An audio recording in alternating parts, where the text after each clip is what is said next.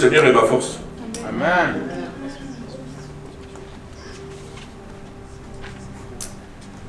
Dans notre croisière à la recherche du royaume de Dieu, nous avons déjà appris un certain nombre de vérités sur le royaume. Nous avons appris que le royaume de Dieu n'est pas un concept abstrait. Il est réel et ne commence pas par les institutions. Il commence dans le cœur qui veut bien de lui. Amen. Nous avons ensuite appris que le royaume commence comme une petite graine de sénévé et grandit pour porter du fruit et du fruit en abondance. La semaine dernière, nous avons appris que le royaume de Dieu est un trésor inestimable et que lorsqu'on le trouve, on vend tout pour le posséder.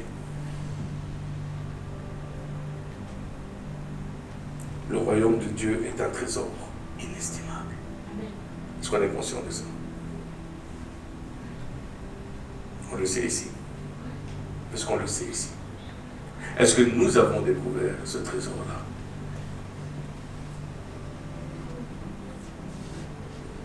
Aujourd'hui, nous allons nous pencher sur une autre vérité concernant le royaume de Dieu. Amen. Vous êtes avec moi? Le royaume de Dieu est ouvert à tout le monde. Tout le monde. Mais il n'est pas pour tous. Aïe. Il est ouvert à tout le monde. Mais il n'est pas pour tous. Ce n'est pas moi qui le dis. C'est la parole. La porte est grande ouverte. Celui qui veut rentrer entre. Mais beaucoup s'arrêtent à la première marche. La deuxième marche, ça pèse. Et ceux qui persévèrent dans la deuxième marche, ils arrivent à la troisième marche, ça devient encore plus compliqué. Parce qu'il y a quelque chose qui doit se passer. Mais on refuse.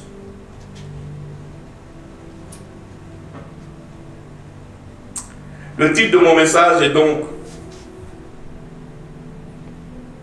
Je vais un peu vous laisser encore entraîner un petit peu.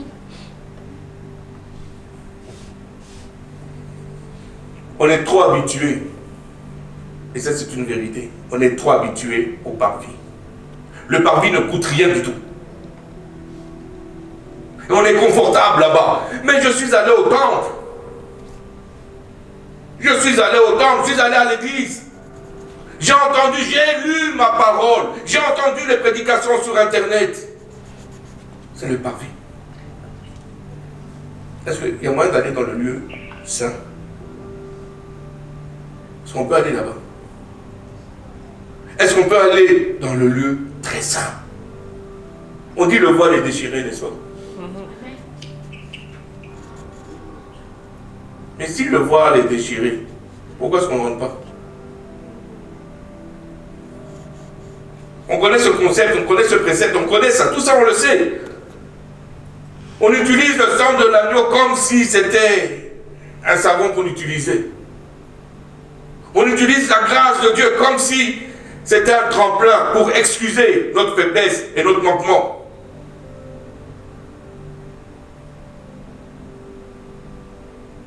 Le royaume de Dieu est pour tous. Tout le monde. Mais qui va rentrer dans le lieu très saint? Qui est prêt à quitter les parvis pour entrer dans le lieu très saint? Qui est prêt à passer par la porte pour rentrer dans sa présence? Vous voyez, le royaume de Dieu est uniquement aux humbles de cœur. Uniquement aux humbles de cœur. Et c'est le titre de mon message, le royaume est pour les humbles de cœur. Allons dans Matthieu 5,3. Heureux les pauvres en esprit, car le royaume des cieux est à eux. Vous connaissez ça? Ça fait partie de quoi? Sermon sur la montagne, les béatitudes. Ah, comment les béatitudes? Qui ne connaît pas les béatitudes? Voilà. On a tous eu au moins une fois les béatitudes, n'est-ce pas? Matthieu 5. Attends, c'est connu. En théologie, on appelle les béatitudes la constitution du royaume. En théologie, on appelle la béatitude la constitution du royaume. Le Seigneur Jésus pose des fondations solides à travers ce sermon. C'est bien. Il nous enseigne que les béatitudes sont intérieures et permanentes. Je dis, les béatitudes, on dit, devraient être intérieures et permanentes. Merci beaucoup. Ce qui veut dire qu'il n'y a rien qui peut les enlever. Ce qui veut dire que la prospérité extérieure ne peut pas donner ça. T'as beau avoir tous les millions que tu veux, tu ne pourras jamais avoir les béatitudes de cette manière-là. Et peu importe les tempêtes par lesquelles tu passes, ça ne peut pas retirer ces béatitudes-là. Alors qu'on arrête de dire, oui, mais c'est dur. Dur quoi? Puisque tu as les béatitudes qui sont avec toi. Et tu dis, je te donne la force de passer à travers. Parce que je suis avec toi. Quelle excuse on a? Quelle excuse on a? Bien aimé.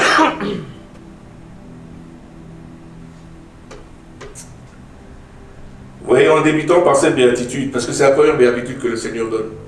Heureux les pauvres en esprit, car le royaume des cieux est à eux.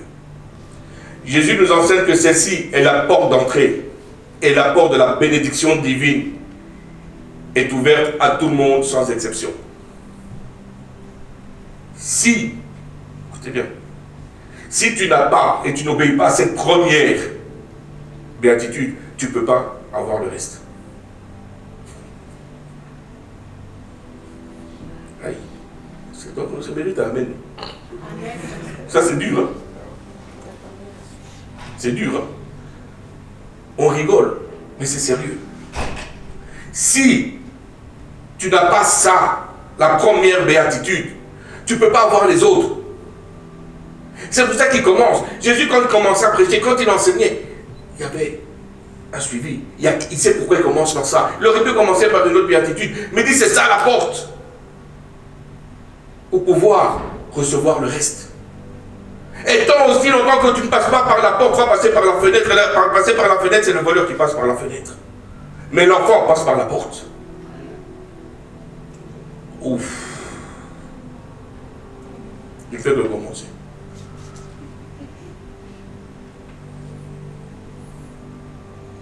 Vous voyez, Jésus nous dit que le seuil est bas. Pour pouvoir passer à la porte, c'est très bas. La porte est basse. Très basse. Alors si tu viens dans tout ton orgueil, avec les yeux hautains, la tête haute, tu ne peux pas passer. Est-ce que vous savez ça? Rentrer dans la présence de Dieu, la Bible nous dit comme ça que tu vas quasiment ramper devant sa majesté et sa puissance. Mais ce n'est pas une fois, c'est toute ta vie. C'est avec les autres. Est-ce qu'on le fait? C'est estimer, valoriser les autres. Aimer. Marcher selon les principes du Seigneur. Est-ce qu'on le fait? On pense que Seigneur, tu t'es donné ma vie, va, je suis passé. Et puis? Et puis quoi? Il y a autre chose, il y a plus que ça.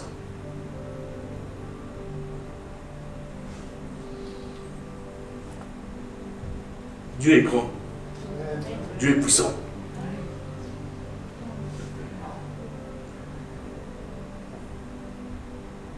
Vous voyez, le royaume de Dieu est uniquement pour ceux qui sont pauvres en esprit. Le royaume de Dieu n'est pas pour les autosuffisants. Il est pour les affamés. Il est pour ceux qui ont faim et soif de Dieu. Amen. On va commencer comme à l'école, on va vous déplacer les deux là. Parce que je suis en train de dire c'est sérieux. Ça change la vie. Si on ne prend pas ça au sérieux, ça ne va rien changer. Alors de grâce. Le royaume est pour ceux qui ont faim et soif de Dieu. Que veut dire Jésus quand il parle d'être pauvre en esprit? Dans Matthieu 5,3, le Seigneur Jésus-Christ n'est pas en train de dire que pour entrer et vivre pleinement dans le royaume de Dieu, vous devez être matériellement pauvre. Ce n'est pas ce que le texte est en train de nous dire. Pour comprendre ce que pauvre en esprit veut dire, il faut dépasser l'entendement, la compréhension, l'idée moderne qu'on se fait de la pauvreté. Lorsqu'on pense à la pauvreté dans notre société actuelle, on pense au manque de biens matériels, n'est-ce pas? On dit, oh, le pauvre, il n'a pas ceci, il n'a pas cela. Mais ce n'est pas ce que la Bible nous enseigne. La Bible nous enseigne que être pauvre, dans la culture biblique, l'expression pauvre en esprit nous renvoie à une attitude intérieure plus qu'à des possessions. Elle ne renvoie jamais ou elle ne renvoie pas à une condition sociale.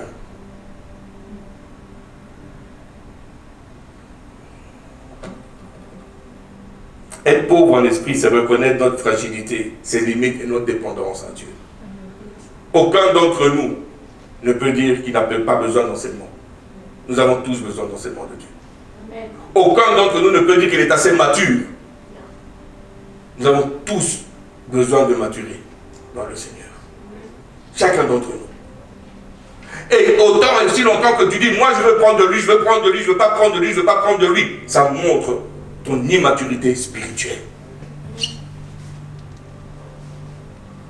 Et il y en a plein. Il y en a plein.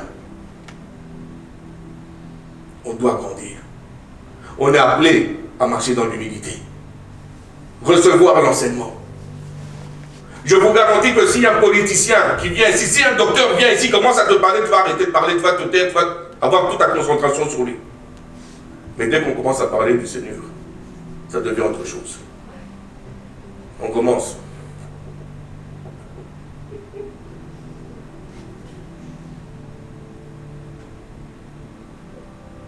N'est-ce pas?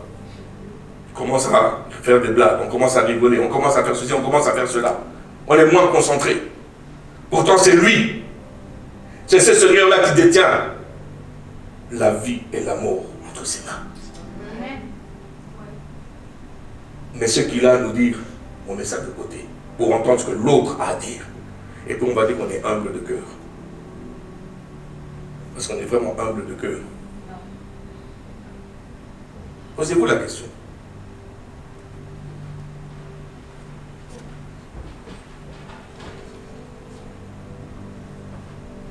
Amen. Vous voyez, être pauvre en esprit, c'est ne pas se croire autosuffisant. Ne pas s'enfermer dans l'orgueil ou la prétention. C'est être ouvert, disponible, capable d'accueillir quelque chose de plus grand que soi, avoir un cœur humble qui ne se met pas au centre. Laissez-moi vous donner un petit témoignage. J'étais au collège biblique, je venais de terminer le livre de Jean, au complet, les écrits joanniques, 1 Jean, l'évangile, 1 Jean, 2 Jean, 3 Jean. Et le pasteur ce jour-là prêche sur Jean. Et moi, dans toute ma prestance, je connais. Je me suis assis, j'entends le pasteur en train de prêcher. Oui, mais c'est pas vraiment ça qu'il aurait dû plus.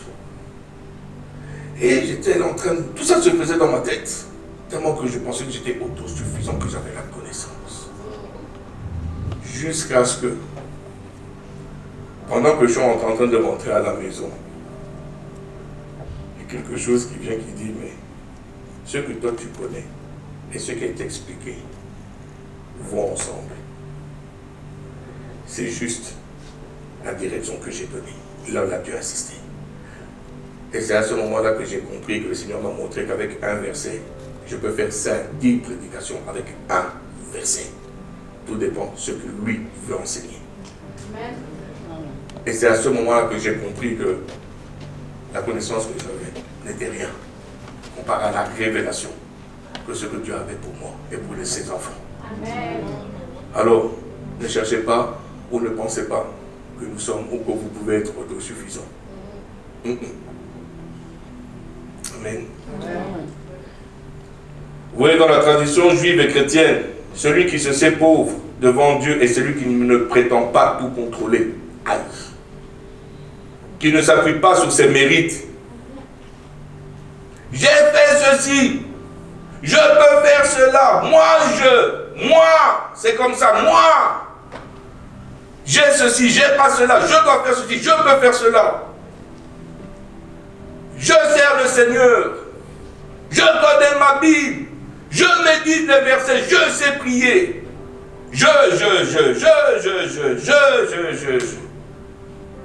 Et quand on se base sur ça, on ne se base plus sur la grâce.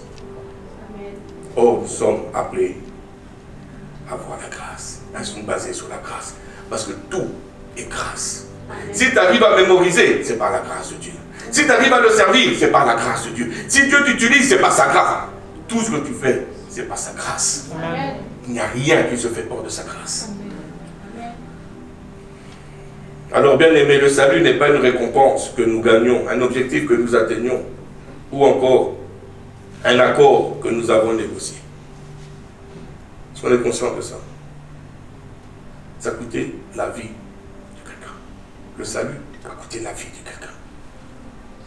Tu n'as rien fait pour mériter ça. Au contraire, tu étais encore ennemi. J'étais ennemi. Quel accord tu as signé avec lui? Dis-moi quel accord tu as signé avec le Seigneur pour mériter ça. Quel accord moi j'ai signé avec le Seigneur? Amen. Le salut est un cadeau que nous recevons par la grâce incroyable. Éphésiens 2:8 nous dit: car c'est par les mérites que vous êtes sauvés. C'est ça? C'est quelle version que vous lisez? Ça c'est écrit: car c'est par les mérites que vous êtes sauvés et par le moyen de vos œuvres. Et cela ne vient pas de lui, mais c'est le don que vous vous êtes fait, que vous avez mérité. C'est ça, non? Mais pourtant, c'est ce qu'on fait. C'est ce qu'on vit. Ce que je suis en train de dire, c'est ce qu'on vit. Parce que si on vivait ce qui est écrit, car c'est par la grâce que vous êtes sauvés par le moyen de la foi, et cela ne vient pas de vous. C'est le don de Dieu. Si on vivait par ça, on allait marcher avec une humilité de cœur. Amen. On allait être conscient que chaque pas que je fais, chaque souffle qui sort de mon corps, c'est la grâce. Et que je ne suis pas mieux que l'autre. Est-ce qu'on est conscient de ça? Est-ce qu'on est assez humble de cœur? Ou on est rempli d'orgueil?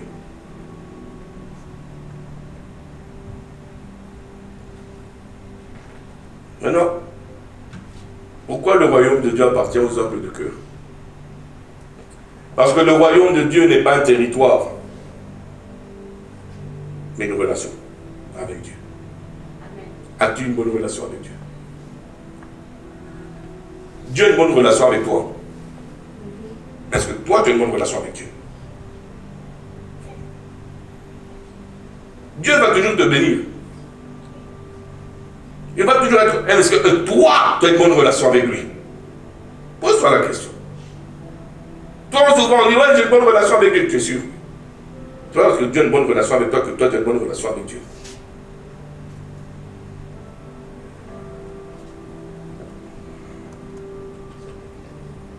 Ouais, le royaume de Dieu s'ouvre uniquement à ceux qui ont un cœur capable de le recevoir. Amen. Les pauvres en esprit sont ceux qui laissent de la place à Dieu dans leur vie. Ils savent vider de moi pour laisser la place à Dieu. Le moi diminue pour laisser la place à Dieu. Ils ne sont pas enfermés dans leur propre suffisance. Ils sont capables d'accueillir la nouveauté, la transformation, la conversion. Les humbles de cœur, écoutez ce que je veux vous dire, ne cherchent pas à dominer. Jamais. Mais ils cherchent à aimer et à servir. Amen. Voilà les humbles de cœur. Ils ne cherchent pas à dominer, à tout contrôler. Tu vas contrôler quoi? Tu vas contrôler quoi? Tu n'es pas capable de contrôler ta propre vie, tu veux contrôler la mienne? Mais quand je vois l'exemple de la façon dont tu contrôles ta vie, ça ne me donne pas envie de te laisser me contrôler. Parce que tu n'es pas un exemple.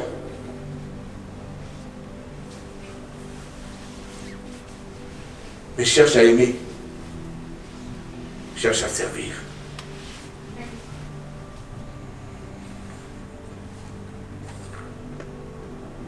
Bien-aimé, le royaume de Dieu n'est pas donné en récompense d'une performance morale. Il est reçu comme un don. Et seuls ceux qui ont les mains ouvertes, le cœur ouvert, peuvent recevoir le royaume. Amen.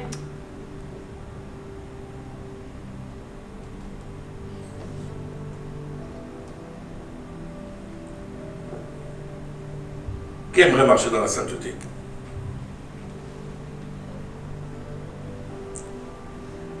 La parole nous dit que l'humilité est le commencement de la sainteté. Amen.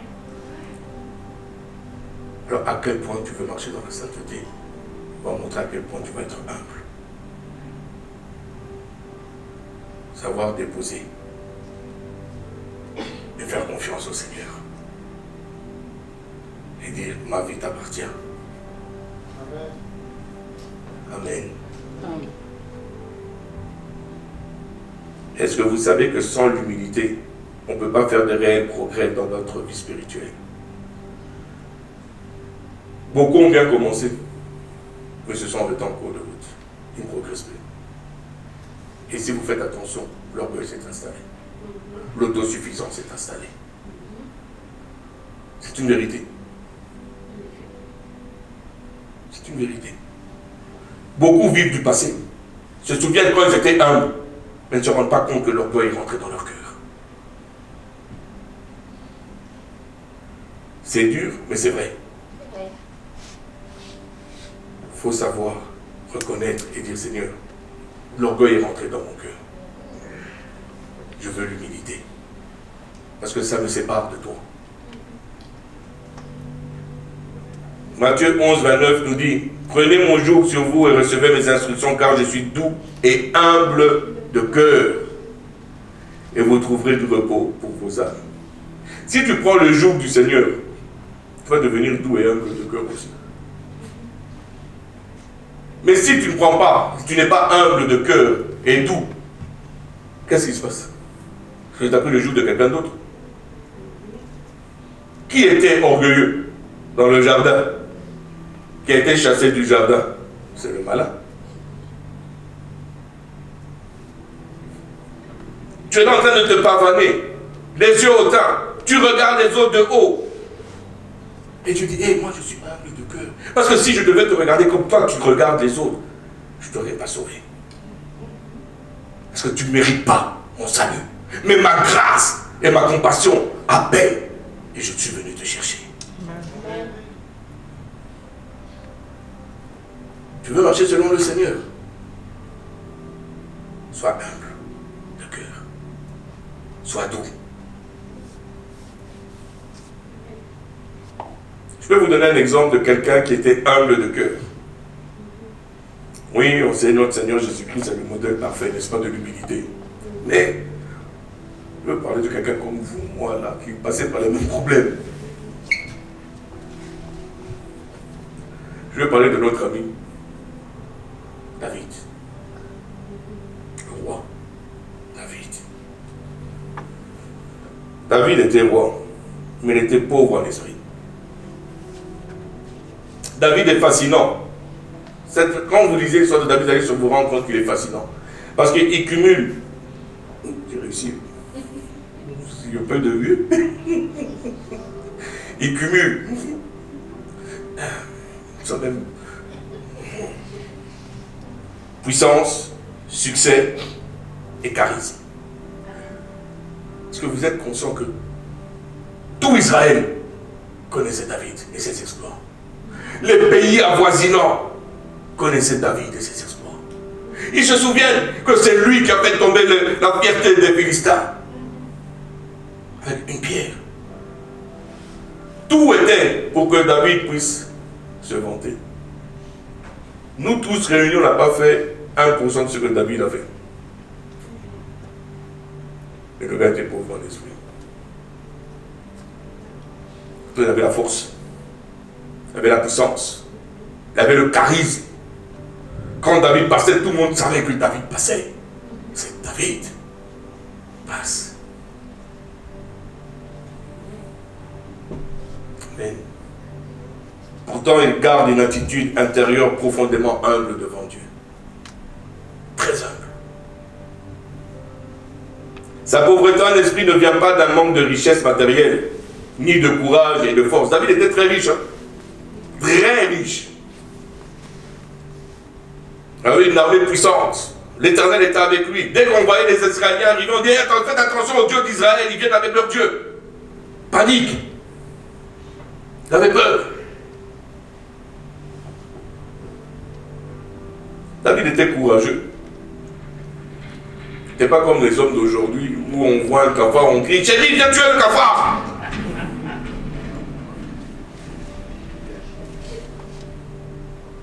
Il était courageux.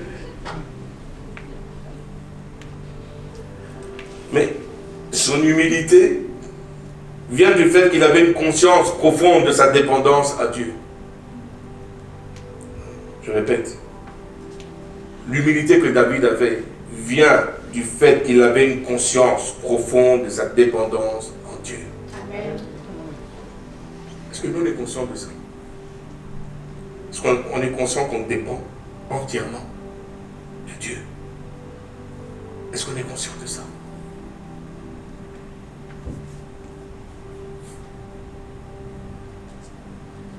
David avait saisi que sans Dieu, il n'est rien du tout. Tout ce qu'il avait, tout ce qu'il était, venait de sa relation avec Dieu. Je vais poser une question.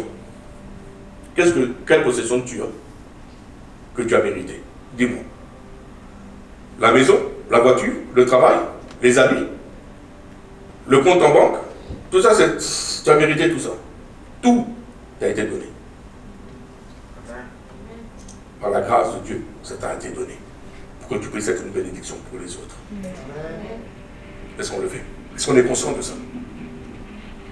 J'ai acheté une nouvelle voiture. Hein. Ouais, c'est une nouvelle voiture. La voiture de l'année. Hein. Comme quelqu'un qui me parlait d'une nouvelle Honda. De l'année. Mais je ne dis pas de nom. Hein. Une nouvelle Honda de l'année. Ou ma maison. Ou mes voyages. Je voyage en première classe. Non, moi, je ne peux pas voyager avec les autres parce que... Attends. Je suis sûr que tout ça, c'est ce que tu es en fait. Tout ça représente toi. Non, moi, je dépends de Dieu. Amen. Ma voiture, qu'elle soit de l'année ou pas, c'est du point A au point B. Amen.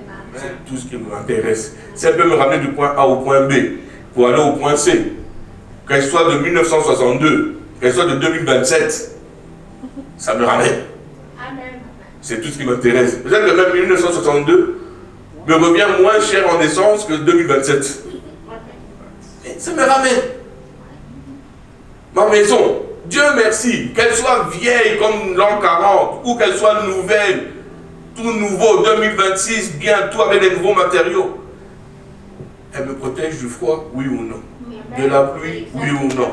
Alléluia, Dieu merci. Amen. Quoi d'autre? J'ai un gros salaire, j'ai un petit salaire. Est-ce que j'ai du pain à table? Oui. Est-ce que je peux nourrir ma famille? Oui. Dieu merci. Amen. Qu'est-ce qu'il y a? Se comparer. Soyons heureux. On dépend de lui. Si Dieu veut nous donner plus, il va nous donner plus. Mais faisons-lui confiance. Est-ce que Dieu peut nous faire confiance d'abord avec ce qu'il nous donne? On est en train de frimer avec ce qu'il nous donne et puis on veut plus. On continue. Vous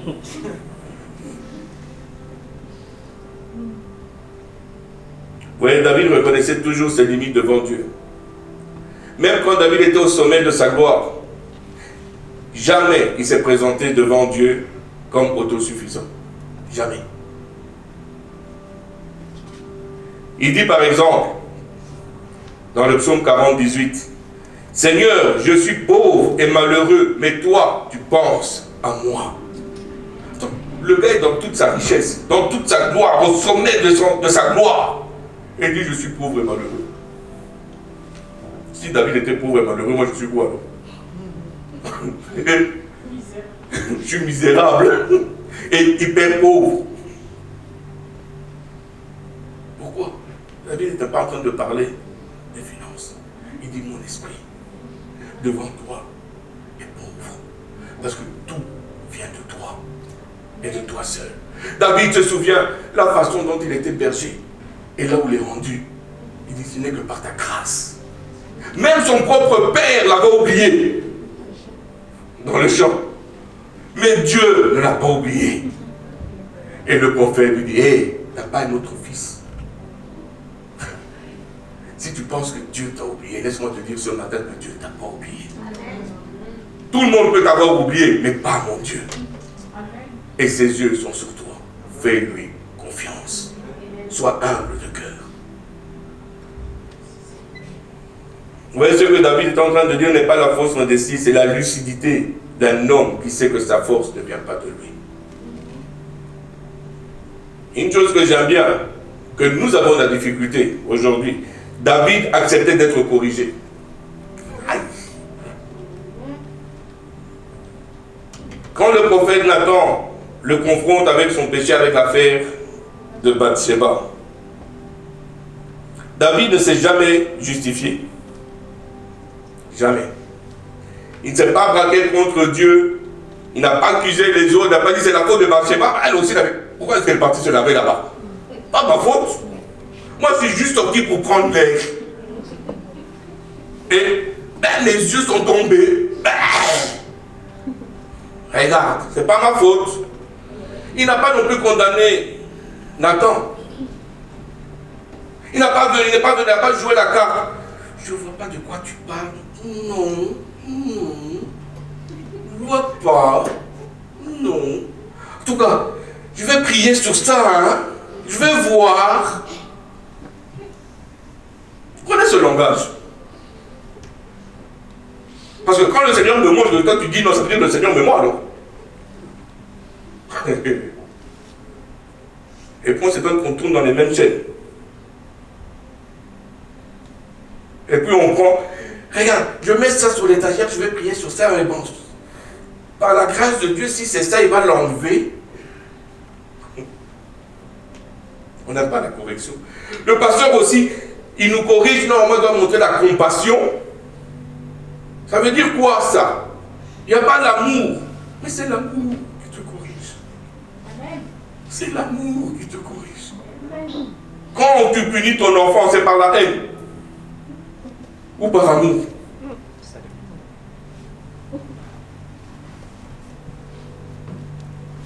David a accepté la correction. Pourquoi nous avons du mal à accepter la correction?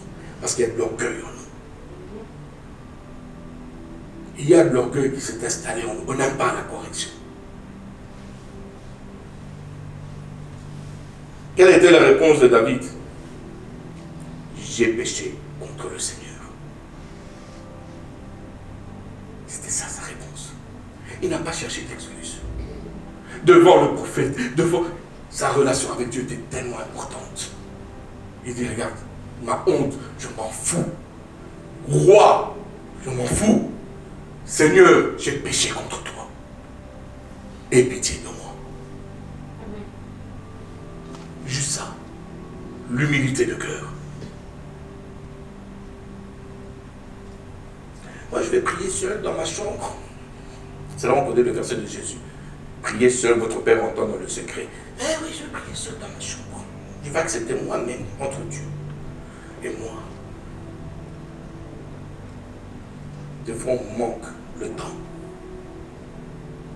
Si David avait manqué le timing de Dieu, il n'aurait pas eu cette repentance-là.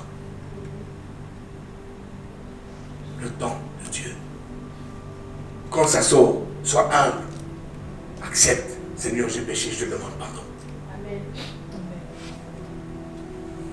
Vous voyez, reconnaître cette faute là où sa faute, avec cette transparence, est un signe puissant d'humilité spirituelle. David s'appuyait toujours sur Dieu, pas sur son statut. David était quoi, n'est-ce pas? Chef militaire, poète, chantre, héros national et international de son temps. Il avait tout, peuple qu'il aimait. Mais il prie comme un homme qui sait qu'il ne contrôle rien sans Dieu.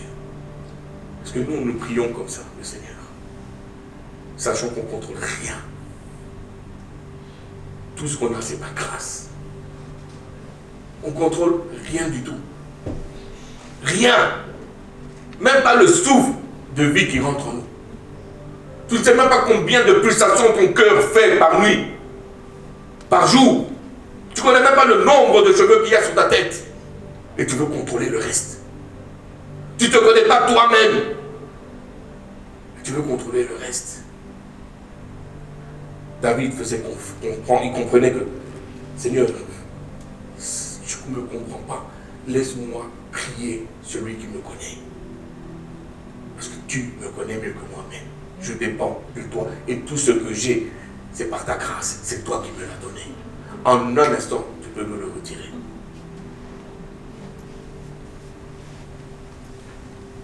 Dans les psaumes, David dit souvent, le Seigneur est ma forteresse, mon secours vient de l'Éternel, je suis pauvre et indigent, etc., etc. Plusieurs fois. Ce langage n'est pas celui d'un homme qui est écrasé, mais d'un homme ouvert, réceptif, dépendant de son Seigneur et Créateur.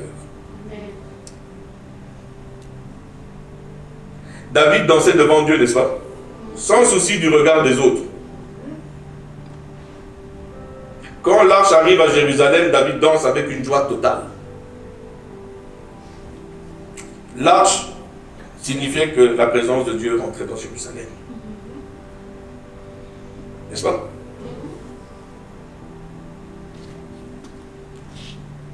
La présence de Dieu est en nous, n'est-ce pas? Aïe, mais on répond, nous. Amen. Pourquoi est-ce que quand il y a la louange, on est pire que des piquets? Même moi qui ne danse pas, je bouge. Alléluia.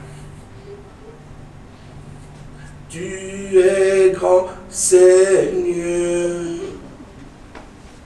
Tu es grand. Tu es tellement grand que je ne peux pas ouvrir mes mains, Seigneur. Amen. Majesté. Ouais, il est tellement majestueux. Amen. Que tu peux même. Majesté. Preach, pastor. Tu es digne de gloire et de louange. Merci mon oncle. On le fait, c'est ce qu'on fait. L'arche rentre. Le roi, l'autorité suprême du pays, danse comme un fou. Nous, serviteurs, il est en nous, et on est dépiqués. Waouh, quel orgueil. Quel orgueil. Ce qu'on appelle la fausse humilité. Seigneur, je te donne tout, mais je reprends tout. C'est l'enfant. Il vient et te dit, tiens.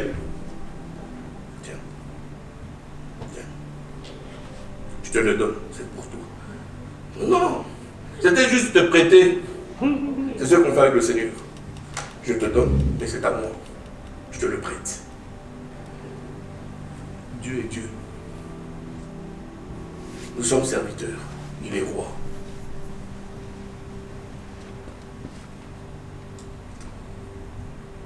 Sa femme, Michal, critique David.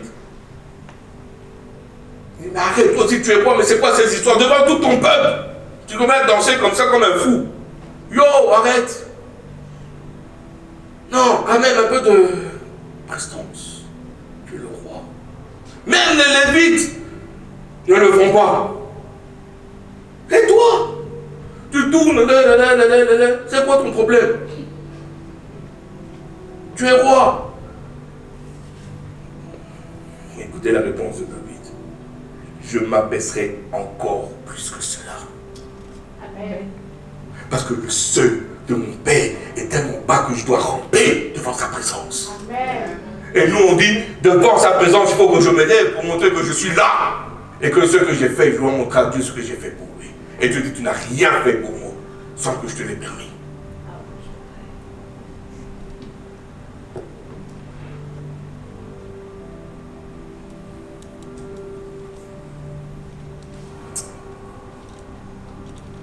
Alléluia.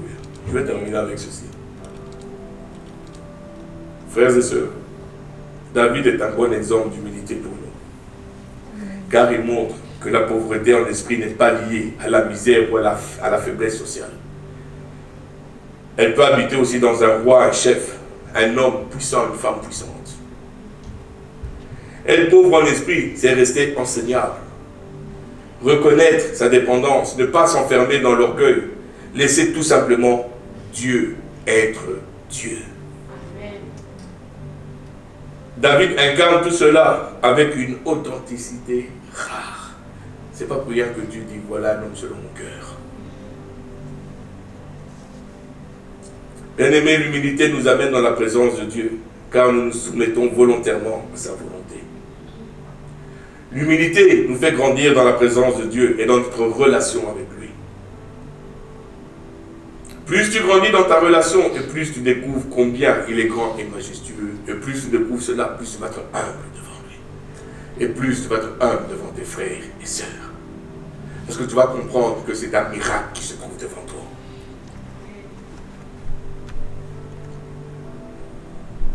Tu vas comprendre, dans ta relation avec le Seigneur, quand elle va grandir, tu vas comprendre que le privilège d'être un enfant du roi. Tu vas comprendre que tu sers le seul Dieu, créateur de toutes choses, et que c'est un privilège qui te donne de le servir. Que le Seigneur vous bénisse. Amen.